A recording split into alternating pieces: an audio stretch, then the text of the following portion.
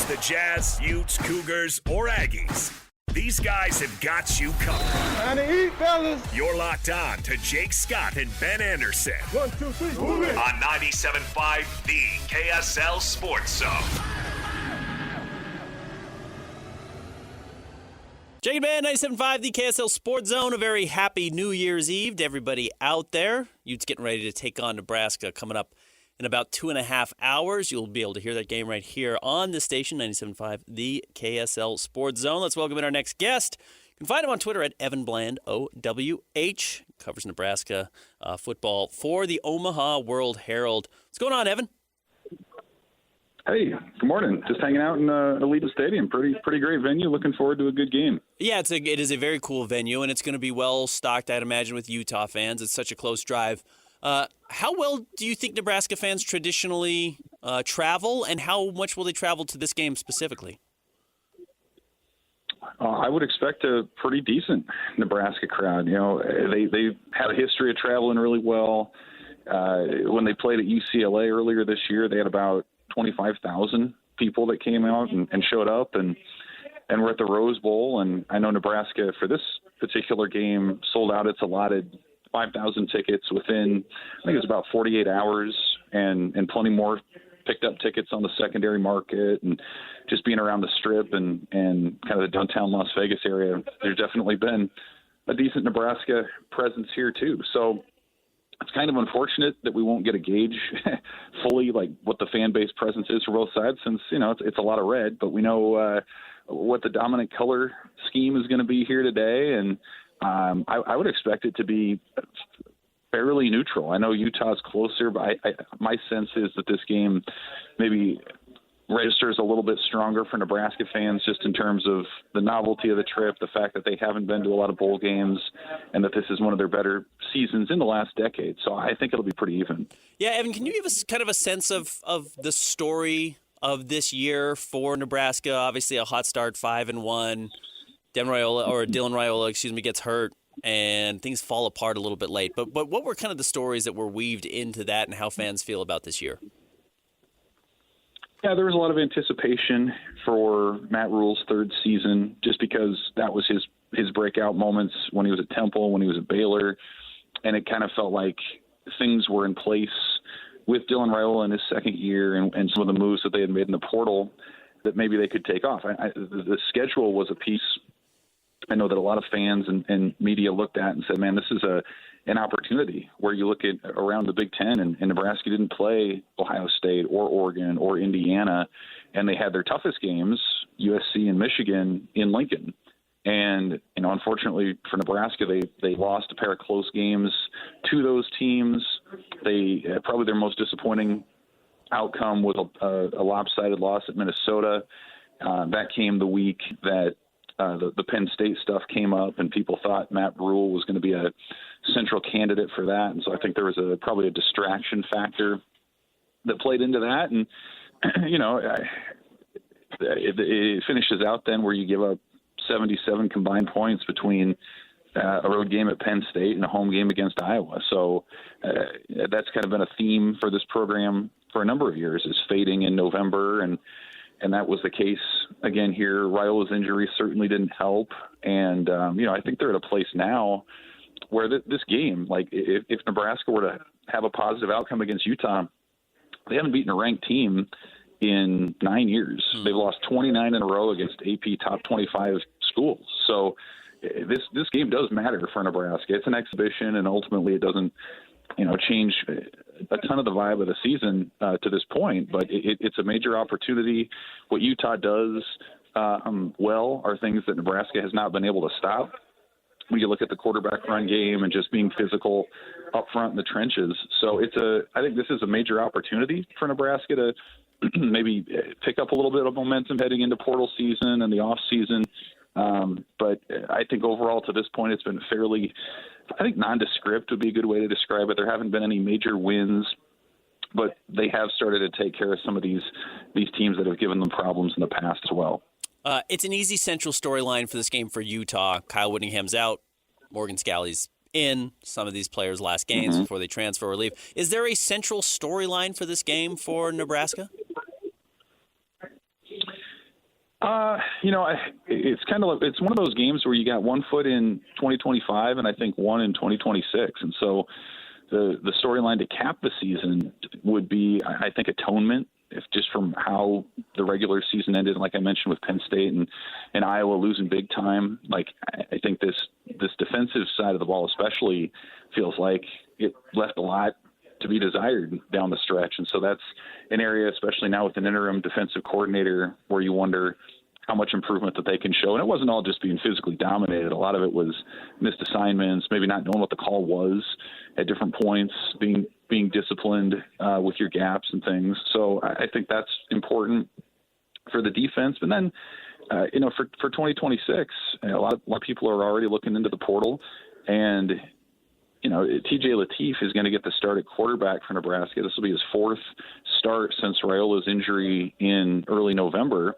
And he had a brilliant game at UCLA, and then he had a couple of forgettable ones, including one where he pulled a hamstring against Iowa. So this is, I think, an important game for him, for Nebraska, to assess what they have in their freshmen before they go out and seek reinforcements in the portal. So you look at that, and I think there's some other positions too. Emmett Johnson had an All-American season for Nebraska as a running back.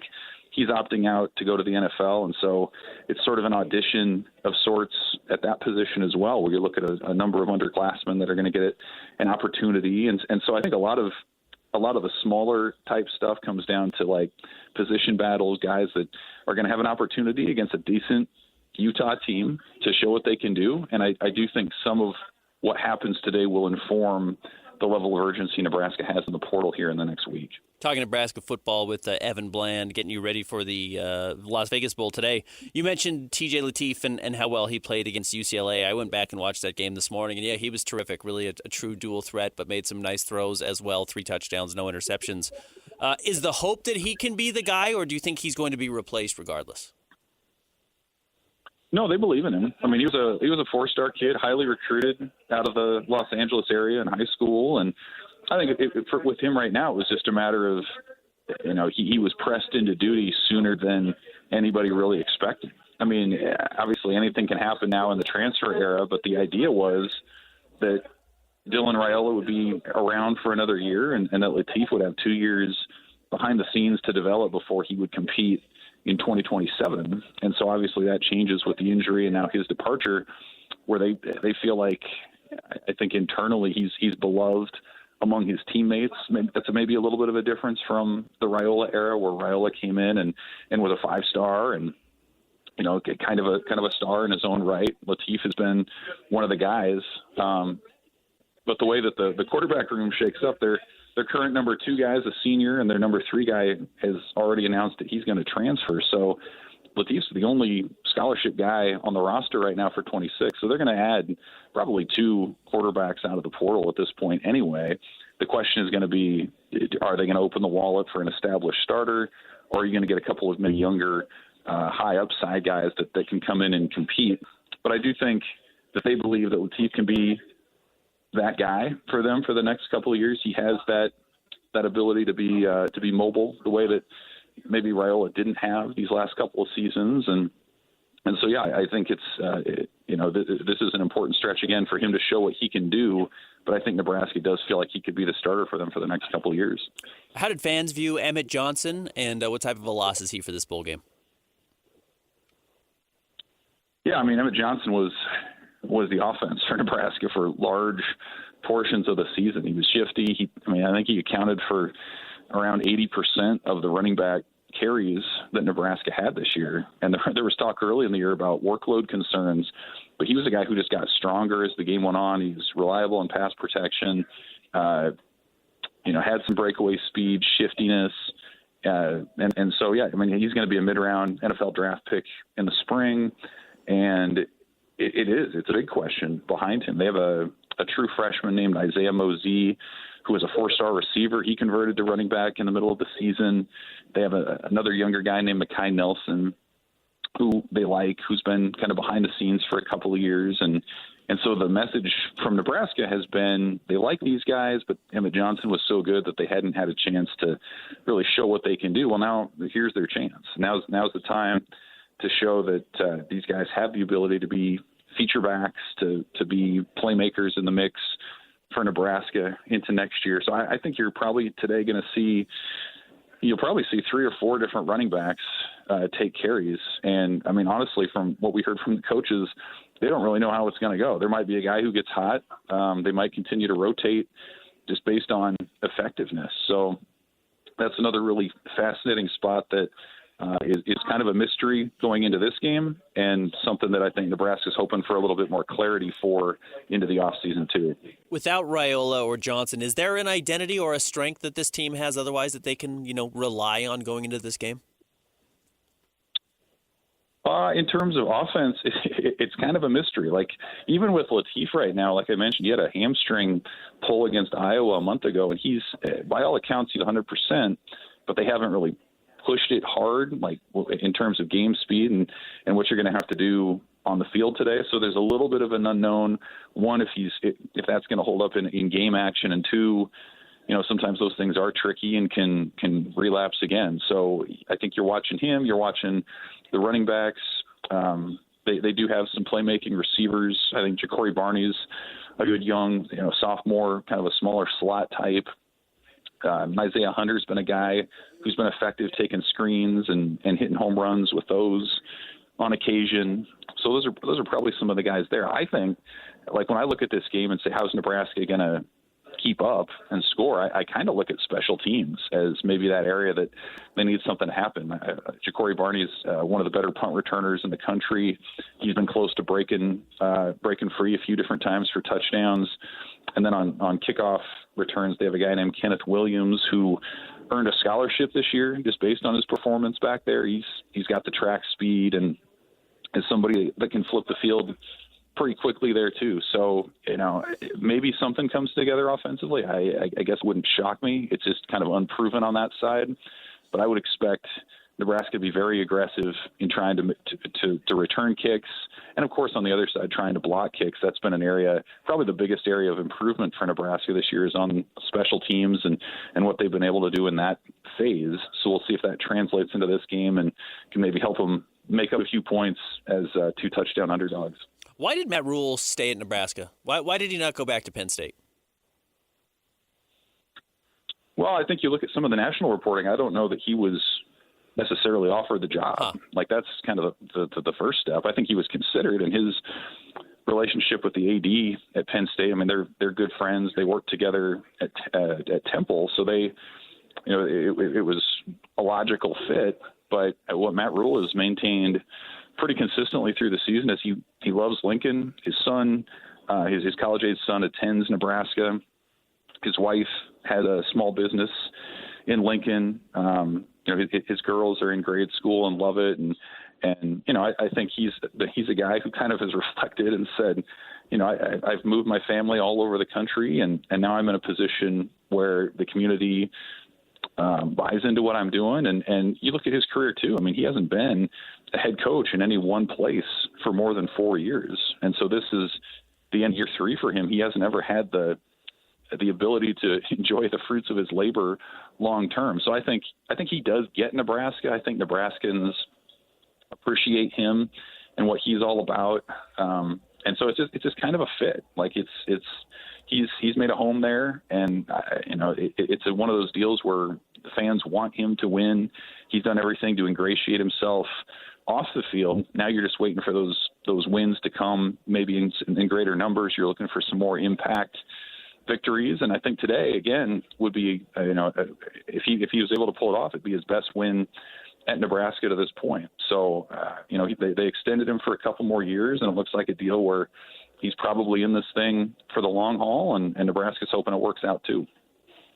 Is Nebraska in a good spot? Does it feel like with Matt Rule they're headed in the right direction, that this is a program on the rise? Yeah, I think so. Like, all the stuff around the program is in place for them to have success. I mean, they opened a new player development facility about a year ago that's absolutely state-of-the-art. Their nutrition investment is among the best in the country. The fan support, I mean, they've sold out since the early 1960s at home, and fans travel. And so that's, I think, more important now in the NIL era than it's been in the past. And I think the rev share era is going to treat Nebraska better too.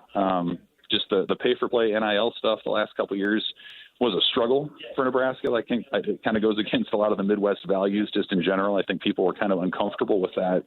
But now that the school can do it directly, I expect them to be very competitive for portal players here in the next couple of weeks. Probably the one thing that has held them back seemingly is just their geographic location in terms of Nebraska not being a great recruiting hotbed necessarily for talent. You get some linemen and things, but that's probably the one thing is they have to travel farther away to bring guys in. And generally, if they get them to campus, they feel like they have a chance to have them commit and be part of the team. But I think it's one of those deals too in the Big Ten where your schedule is going to matter every year. Who do you avoid when you avoid half the league? How does that come together every year? But yeah, I think Nebraska feels like it can be a team that's in the college football playoff discussion into November most years. That was the case this year until they played USC and lost a close one. And we'll see how they build it from here. But I do feel like the infrastructure is there for long-term success if they are able to choose wisely on the talent that they bring in. How do they stack up when it comes to NIL across the Big Ten?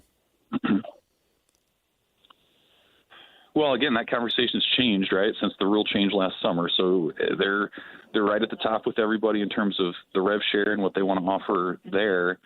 And they're doing stuff behind the scenes to increase NIL. What a lot of teams are doing, and Nebraska's one of them, is they're redirecting their funds from their multimedia rights partner away from the school and to the individual athletes. So they're essentially, I think they earmarked about $8 million this year away from themselves, and they're telling their sponsors, hey, do individual deals now with our players.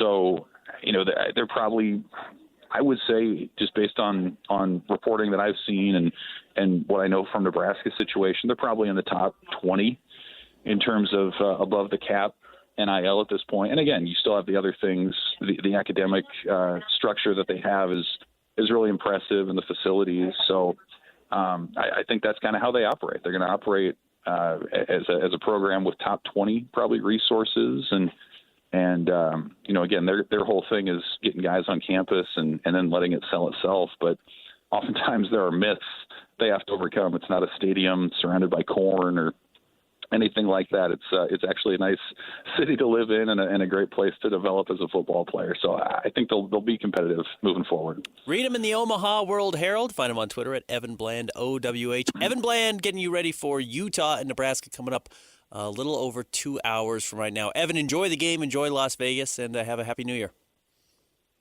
Thanks for having me. Happy New Year. There he is, Evan Bland, giving us a breakdown on Nebraska, their situation coming into this game. Always interesting to see where schools are across the country, and Nebraska has such a rich history and has really struggled for the last decade or so. How are they going to adjust the NIL, changing landscape of the Big Ten, and how much this game means to them? What do you say, 19 straight losses to ranked teams? That's crazy. You should accidentally beat some games here, beat some teams there, and you look at, he mentioned close losses to USC and was it Michigan early in the year. Not being able to get those certainly would have changed the perspective on their season, the outlook on their season. They probably wouldn't be playing in the Las Vegas Bowl. I do wonder, some of these programs with rich history like Nebraska, how much they're going to be able to turn things around with NIL, because like Evan was saying, with Nebraska, they do have a lot of money. Yeah. So that should be able to help them flip things. And it's going to be really interesting, because I know obviously we've had NIL for a while, but with the new rules over the last year or two, it really seems like that's where you're going to start to see the separation between which schools have money and which schools don't. I also have the flaw, and I think a lot of people do in covering sports or looking at them, is thinking like, oh, well, Nebraska has this reputation that matters because of what they did in the 90s. The kids that they are recruiting were born in 2009. The kids that they're recruiting were born in 2008, and Nebraska hasn't been particularly relevant. And by the time these kids actually kind of had a sense of the college football landscape, it was these last 9 years where they have been a pretty lousy program. So the same way if you were in the state of Utah and all of a sudden throughout the 2000s and 2010s, seemed like the Utes were this dominant program in the state, and that's where a lot of the young fans were trending towards. The 90s weren't that way. The 80s certainly weren't that way. BYU was a huge name and kind of got to handpick whoever they wanted. So what have you done for me lately really matters when you're talking about recruiting. So they probably have some work to do in Nebraska to overcome what they failed to do over the last decade. But certainly money helps, and getting a win over a team like Utah in a bowl game is a good way to start that. So fun game, again, coming up right here on this station a little over 2 hours from right now. It is Wednesday. That means it's time for What You Got Wednesday. Coming up next, stick around. Jake and Ben, 97.5, the KSL Sports Zone. Who's got it better than us? Your home for the best sports coverage in Utah. You're listening to Jake Scott and Ben Anderson on 97.5, the KSL Sports Zone. What you got Wednesday? What's the deal? Jake's got rules, Ben's out to steal. Bozo takes their spinning around. Flush it down, flush it down. Jake and Ben, 97.5, the KSL Sports Zone. It is Wednesday, New Year's Eve Wednesday, so we have a bit of a special theme for What You Got Wednesday, but with Jake out, Christian Esparza, our producer, is going to be filling in the role of Jake, where we go head-to-head in 2 5-selection drafts, one sports-related, one not sports-related. Then we put it out on the quote-unquote Snap Tonk, where you can vote on the winner. Christian, we haven't done What You Got Wednesday in a while, right? Last week was Christmas Eve, so there was no show then. 2 weeks ago, I think I was here, but I can't remember. Do we know what happened? Yeah, 2 weeks ago we did best local sports moments and stories of the last 25 years. Yeah, Jake had a real hard time defining moments versus stories. Just and you beat him. Out. You beat him. Thank goodness. 62-38. Okay. Best Rob Reiner movies, you won 67-33. Okay. Well, I was going to let you have both of the first overall picks anyways, but we will start with our sports draft where, Christian, you'll have the number 1 overall pick. What is our draft today? Let's go with biggest local sports stories of 2025. Are we talking moments? Are we talking stories? I'm just kidding. Whatever you want, man. Jake couldn't figure that out. What do you think? Biggest stories. Is there an obvious number 1 pick? 2025 was a crazy sports year in the state of Utah. There was a lot. I think so. I'll go with saving the best for the, one of the last local sports stories of the year. Kyle Whittingham going to Michigan is huge. Obviously a staple in the sports community in the state. Was at Utah for 21 years. We were not sure if he was going to retire or coach elsewhere. He is going elsewhere. And Michigan's a huge job. Witt stepping down, period, would have been the biggest story. He is a true, he's in the conversation for Mount Rushmore of sports figures in the state of Utah if we want to go ultra-traditional sports radio conversations. Witt is in the running for a face on Mount Rushmore. Him stepping down regardless was going to be the top story. Doubled, tripled, certainly amplified by leaving and taking the job at Michigan and then the potential fallout from that. I think you're right. I think that's the right choice. Number 1 overall pick. All right, I will go with, and unfortunately, this story's not going to pay off until 2026, but it's a huge story. It's crazy because I do think he's going to be the number 1 overall pick in the draft, and I do think it's A.J. DeBonsa going to BYU. I think A.J., what he represents, the fact that he has really lived up to the hype, second in points per game right now, I think, among D1 players, and how good he's been, how good BYU has been, even with some slow starts. Give me A.J. DeBonsa committing to BYU, and we have not seen the best of him yet because college basketball really starts after the new year, and I think BYU is going to make a nice run coming up in the NCAA tournament. My second pick, I will go, sticking with college football, I'll go Kalani staying at BYU. Him leaving to Penn State would have been almost as big of a deal as Kyle Whittingham stepping down. But the fact that he re-ups and, you never know what's going to happen, I guess, in the future. But it seems like, at least for the time being, Kalani is going to be at BYU for a very, very long time. Not only does he return to the Cougars, leads them, I won't spoil later picks, but he gets more money for his staff, and seems like everything is good in Provo.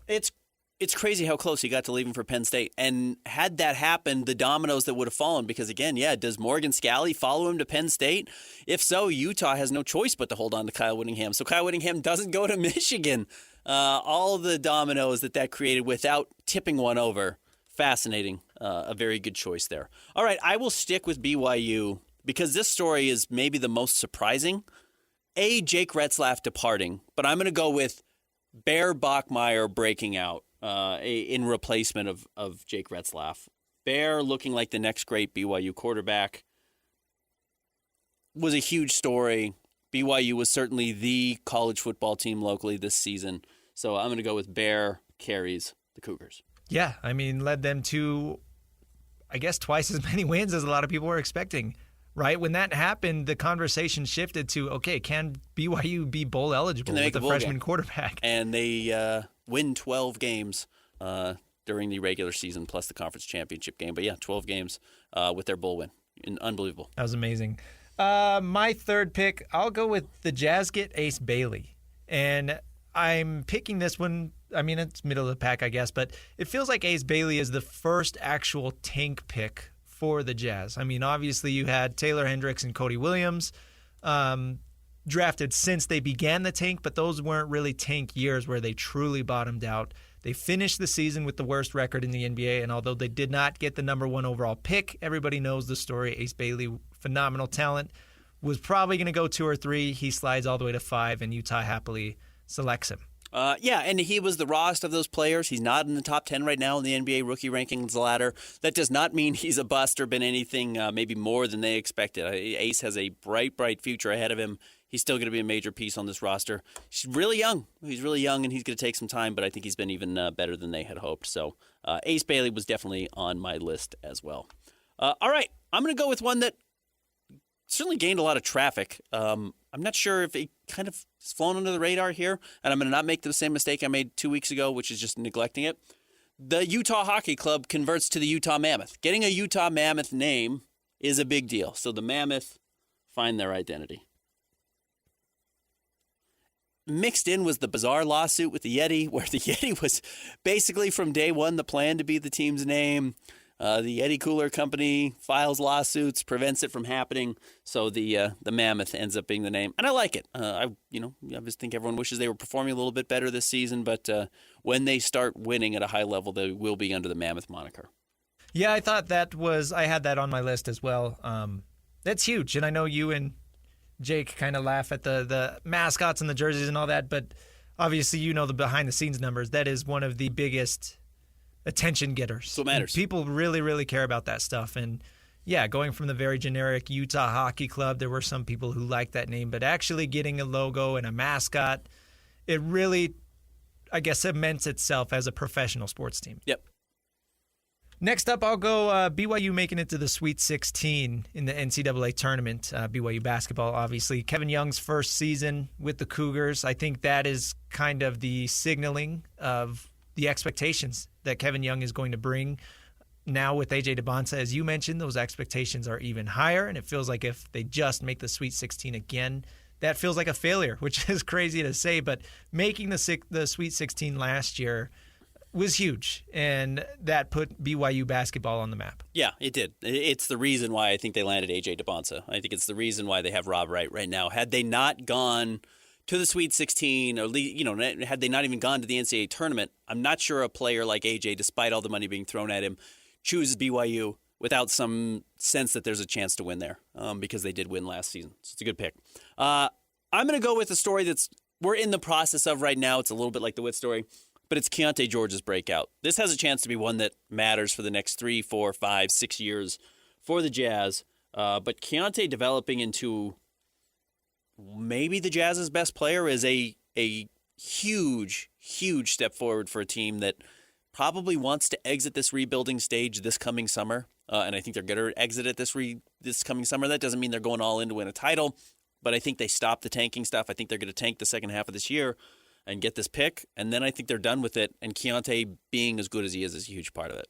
Yeah, what's the whole point of tanking, right? It's to find good basketball players, and that's what Keontae George has turned into.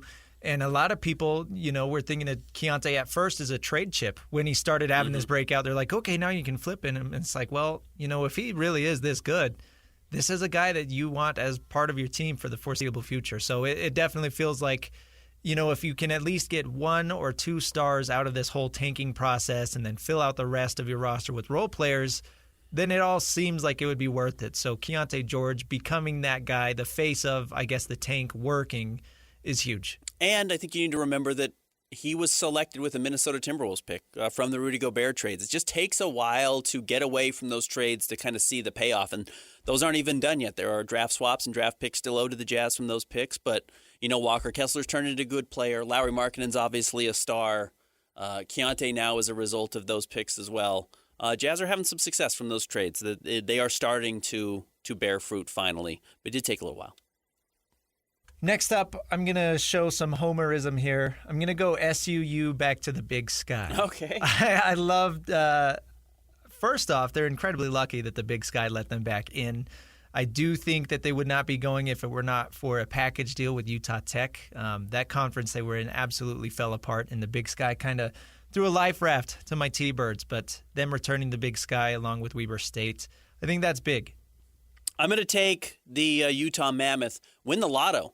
No lotto luck ever in the state of Utah, but Bill Armstrong, Chris Armstrong, Ryan Smith, they get it done. They in a really weird spot where they could only jump 10 spots from where they were. You can't get into the top 3, so they move it up as high as they could. They move up to number 4, draft Caleb Desnoyers. We'll see how good he ends up being. He's been pretty solid for the Canadian juniors right now. But the Mammoth winning the lotto, only to have the Jazz lose the lotto a week later. And I was in a random spot where I was around some people from the Mammoth right after that, and they were just talking about how excited they were and specifically about how good of a player they thought they were going to be able to get. So we'll see if Caleb ends up developing. Recap. I had the first pick. I took Kyle Whittingham stepping down and going to Michigan. Kalani Sitake staying at BYU. The Jazz getting Ace Bailey. BYU basketball making the Sweet 16. SUU back to the Big Sky. You took A.J. DeBonsa to BYU. Bear Bachmeier leads BYU to 12 wins. Utah Mammoth find their identity. Keontae George's breakout, and the Utah Mammoth win the NHL lottery. A lot of BYU on this list. A lot of BYU. It was a banner year for BYU athletics. It was a really good year, minus missing the playoffs, which we could have drafted. BYU snubbed from the playoffs. And we'll see. We'll see what basketball ends up doing. Anything we left off, what should have been drafted? I had a couple left off. Utah Jazz getting Austin Ainge was pretty big. That's big, yep. Tom Homo retiring was big as Very well. And the Bees having their first season at the ballpark at America First Square. Grizzlies likely moving is a story. Utah hiring Alex Jensen. It's a big story. Anytime you make a new coaching hire, that's a big one. Utah brings in Alex Jensen. Slow start to the year so far. We'll see if they're able to have some success from there. But it's funny. It's because it was a good year for Utah athletics, too. I don't think it was a bad year necessarily. Certainly BYU, though, just seemed to dominate the major headlines. All right, what's next?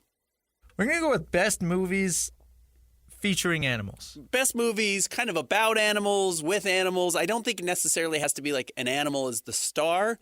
But right now, the 2 biggest movies at the box office are Avatar, Fire and Ash. And I know that's not technically about animals, but there are animals in it, including a whale in the new one. I've not seen it. I don't know if I'm going to see it. And Zootopia 2 is the second biggest movie right now. So movies with animals as a part of their theme, kind of the identity of the movie, is driven by animals. Is there an obvious number 1 pick? You have the choice. Again, I do. I think there's a number 1 pick. Okay. Jaws? Yep. I almost left it off on accident, and then I went back as I go. Created a whole subgenre of horror movies, right? How many shark movies are there now? And it's like every single one, that's not as good as Jaws. It created the summer blockbuster. I mean, it's one of the most important movies of all time. It changed how movies are released. They used to have a single print that would kind of travel from city to city, and then it would come back, and you try and see it on the second viewing. And they decided, no, you just have to have multiple prints in multiple cities at all times so you can play in multiple theaters constantly. And that changed how everything works, and it made not trillions, but millions and millions of dollars, and everyone has strived to achieve that again. And so every year there's a Hollywood blockbuster. It's a direct reflection of Jaws. I went and saw it. It's the 50th anniversary? 50th, yeah. That's crazy. The 50th anniversary, I went and saw it this year, and it's holds up perfectly well. There's not a single second of it other than a little bit of the clothing that you'd say like, oh, that's outdated. It's a perfect movie. Jaws is the right pick. People stopped going to beaches for several years because of Jaws. Yeah, really ruined sharks. Sharks This is dangerous, but really changed the perspective on sharks. All right, I'm going to go. Is there an obvious number 2 pick? I'm just going to start going favorites here off the board.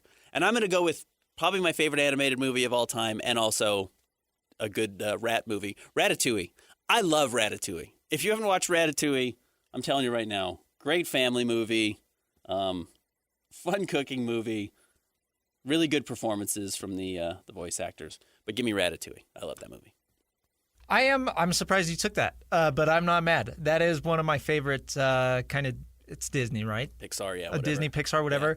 Yeah, that came out in my very early childhood, so absolutely holds up. It's really funny. It's got a great story. It's not too schmaltzy. It's really good. I love Ratatouille. My wife got mad because I was actually ranting about how underrated that movie is, and she was like, "You're crazy." So Ratatouille I'm glad you take it number 2. No, Ratatouille, the best. My number 2, I'll go Jurassic Park. Okay. Are we count dinosaurs? Yeah, I guess so. I mean, you're going back-to-back Spielberg. I didn't have it on my list, but it absolutely deserved it. It's funny. It's very much, it's not the same story as Jaws, but, it's the monsters are coming after you, especially the kids. And then how are you going to stop them? Jurassic Park, basically a perfect movie. No problem with that at all. I'm going to go with a movie I saw, I think for the first time this year. Maybe it was last year. Everyone knows the ending. I didn't know why the ending was as significant as it was. Give me Planet of the Apes. If you haven't seen the original Planet of the Apes, it truly rules. I know it seems hokey at this point. Everyone's probably seen the remakes. And the newer remakes are good. Watch the original. It's amazing. Charlton Heston does a great job. The twist at the end, again, we all know it. But why it's the twist I hadn't understood previously. I love it. Very good movie. That was on my list. Again, incredibly influential. And it was like back when it came out, that first one came out, I think, in the late 60s. Mm-hmm. So it was very, very ahead of its time. And, yeah. Surprisingly holds up. Really holds up very well if you haven't seen it. All right. Number 3, I'll go The Lion King. Okay. Love that movie. I'm going to be a dad soon in April. And I can't wait to watch The Lion King with my son. Watch out for your brother. I know. Yeah. Don't let your brother kill you to assume the throne. I love it. I love, Mufasa, ultimate father figure, and then Simba, his whole journey. It's great. Yeah. And you're having a boy? Yeah. Congrats. Very exciting. Great pick. You're going a little bigger picture than I am, which I don't have any problem with that at all. You can veto this if you want. Sandlot. With Hercules the dog, he's That's fine. He's kind of the villain. He is the villain of the movie. I mean, it's a baseball movie, but the storyline over the entire second half of the movie is about this dog. The chart says movies with animals, not movies about animals. So yeah. He is critical to this isn't Frasier's dog in the TV show Frasier. He's critical to the plot line. So I'm going to go Sandlot. My next pick, local movie, by the way, Sandlot. Yeah. Nice. My next pick, I'll go Life of Pi. Kind of controversial. You either really like it or really don't like it. I do like the twist at the end. It's about the lion? Yeah. In the boat? Well, it's a tiger. It's a tiger. But yeah. In a boat? And I'll give spoilers because this movie's been out for 10 years. But the spoiler is that it's not actually about the tiger, but he kind of made that story up to cope with the tragedy that happened on the boat. Yeah. I should watch it again. I watched it when it came out. Yeah, good movie, good book. All right, I'm going to go King Kong, the original animal movie. And really the original Jurassic Park, and maybe even the original Jaws. King Kong, the animal breaks loose. You're not taking the one with Jack Black? I'm not. No, I'm doing the original from the black and white from whatever the 20s or 30s. Yeah, give me the original King Kong movie. Really kind of changed special effects, et cetera, but a classic. Everyone still knows who King Kong is. I mean, that's how important that movie was. I mean, yes, they've done a ton of spin-offs, but it was so important that we get a new King Kong movie every 5 years because it's still great. My final pick, I don't know if I want to go this way, but I will. I'll go Babe. Okay. One of those movies that, everybody watches. Babe's good. Yeah. Babe is good. I remember I was a little old for it when it came out, and I was like, this is stupid. and then you go back and you're like, oh, this is a very good movie. Yeah, Babe good is actually a story, very good movie. message, right? So one of those classic movies that, your parents will tell you how good it was. And has like a legitimately legendary movie line. That'll do, Pig has survived and will endure. So shout out to Babe. Not Babe, Pig in the City. Surprising. You didn't go with the sequel. All right, I'll go niche here. But I do love this movie. Ultimate rewatchable for me. One of my favorite documentaries of all time. Grizzly Man. You ever seen Grizzly Man? I have not. Timothy Treadwell goes and lives with the grizzly bears in Alaska's grizzly sanctuary. And believe it or not, they eat him. They kill him. It's a documentary? It's a documentary. But it's about this guy. It's not about the bears. I mean, then look, he goes up and he's 10 feet away from wild grizzly bears. And it's insane. And he's insane. And the people who knew him were insane. It is one of the 5 best documentaries I've ever seen in my life. It's absolutely worth your time. If you've not seen Grizzly Man, turn it on as soon as possible. Grizzly Man, Timothy Treadwell, it's shocking how amazing it is. Werner Herzog directed it. It's truly a beautiful movie. It's really about the man, not certainly the his demise. But it's not a secret. That's intense. Watch it. Does it show it? No, there is an audio recording of it. They don't play the audio recording of it. So it's like, it's about this guy's life, ups and downs of his life, and how you get to this point. But if you haven't seen a movie of the last 20 years, Grizzly Man, I would recommend, would be one of the top 5 recommendations for me. It's a perfect documentary. R-rated, I will tell you that. It's very R-rated. Don't watch it with your parents. Recap. I had the first pick. I went Jaws, Jurassic Park, The Lion King, The Life of Pi, and Babe. Ben, you went Ratatouille, Planet of the Apes, The Sandlot, King Kong, and Grizzly Man. What didn't we draft? A couple, Finding Nemo, Pet Sematary. Yep. Oh, Pet Sematary is a good one. Seabiscuit. That on my list. What does Hatch have? Hatch have a favorite animal movie? I'll go with mine. I went with Fantastic Mr. Fox. I had Isle of Dogs on my list. Isle of Dogs. Homeward Bound. Probably a little too young for you. Yeah, with Shadow and Sassy and whatever the other dog's name was. Michael J. Fox. Feifel Goes West. I could read your lips there. Yeah, that's what he said, yeah. I read his lips from here. Another good one. A Christmas movie. Nobody's seen it. A lot of people probably seen it. Look Who's Talking Now. The third Look Who's Talking with Danny DeVito. He's one of the dogs. The dogs can talk. I was thinking Cujo. Yeah, Cujo. Yep. Yeah. All right. Hey, good draft. Good draft. You recapped already. Yeah. Okay. All right. We'll wrap up the show next. Stick around. Jake and Ben, 97.5, the KSL Sports Zone. The sports you love, the teams you can't live without. Get a sense of urgency! This is Jake Scott and Ben Anderson on 97.5, the KSL Sports Zone. Two amigos on the airwaves, talking sports. They got it made, Jake's and also loves his tie-dye. Ben's got style with his scarves. Oh my. Jake and Ben, 97.5, the KSL Sports Zone. Wrapping up the show for you. Some feedback on our animal draft. Nobody seemed to care about our biggest stories.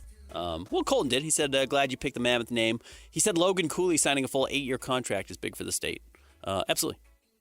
Was Dylan Gunther 2 years ago, technically? It must have been 2 years ago. It must have been 2024 when he upped his deal. It was, yeah. It was right before that first season. And I get what he means because in the sense of, a professional athlete signing a long-term deal here, literally right after Donovan Mitchell and Rudy Gobert left, that's big. And that's when Cooley, not that common. Cooley wasn't going to sign the deal until this next year when he became a free agent and there was expected to be more money on the table for him, but he got paid handsomely. Now he's got to live up to it. That's kind of the key. He's got to become one of these, top 15 players in the NHL because he's getting paid like one. Colton also says Zootopia should have been on the list. It's great for all ages, has great story, dialogue, and fun the whole time. I hope we get more soon. The second one was probably better than the first one. I don't know if I've seen the first Zootopia, but second one out now and doing very well. I think I've seen the first one. I get them mixed up. I'm not going to lie, I get them mixed up now. Sing and Zootopia, and there's a lot of animals. Rango was one we could have picked about the Johnny Rango Depp is lizard. very, very, very funny. That's a good movie. David James weighs in. helped us open the show and now close the show. Best animal movies, Star Wars, weird alien movies. I'm not sure that counts. I probably would have vetoed it. Raiders of the Lost Ark, because Indiana Jones rides a horse. No horse movies in our selection. I had Seabiscuit as an honorable mention. Yeah, I'm not a big horse movie guy. War Horse, there are some out there that I've just never really bought into fully. Butch Cassidy and the Sundance Kid, also horses. And then he says Bad News Bears, which makes me think DJ thinks that's a movie about bears playing baseball. It's about kids. The team name is the Bears. There's no animals in that movie at all. Yeah, I would veto that. The Birds. Have you seen The Birds, Hitchcock? Yeah. It's great. I love it. It was the first movie that ever gave me nightmares. I had nightmares for 3 straight nights about the movie The Birds. And I haven't watched it a lot since, but it's an amazing one. My wife texted in and says, The Revenant. Hugh Glass. That is a good one. Getting eaten by a bear. Yeah. The bear is, I don't know if he's central to the storyline. If you've not seen it, he's taken out and kind of abandoned in the woods by himself, and a bear eats him. And then he crawls back after it's a true story. He crawled like 15 miles or something after getting mauled by a bear. And it's one of the most violent scenes in movie history. His whole head gets eaten by a bear, and then he survives somehow and has to crawl back and then takes revenge on the people who left him. First Oscar for Leo. First Oscar for Leo, but not his last. I think he's going to win one for One Battle. Did you see One Battle yet? Yeah, I went and saw that by myself. I think that was my first time going to the theater by myself. It was fun. Oh, I like going to the movie by myself. I haven't done that in a while. I think the last one I saw was Avengers. Then I went to I went and saw The Joker by myself. And I didn't see the second one. So yeah, I think that was the last time I went and saw a movie by myself. Yeah, I love that experience. Good. Yeah. No, I love going to the movie by myself. All right, Utes taking on Nebraska coming up about an hour and a half from right now. They will be right here on this station. Hans and Scotty are coming up next, getting you a preview of those games. Stick around. Christian, thanks so much. Happy New Year to everybody out there. Drive safe tonight. Please call cabs or Ubers or whatever you have to if you need to. Be safe. Hope everyone has a great 2025 and an even better 2026. We'll be back with you on Friday.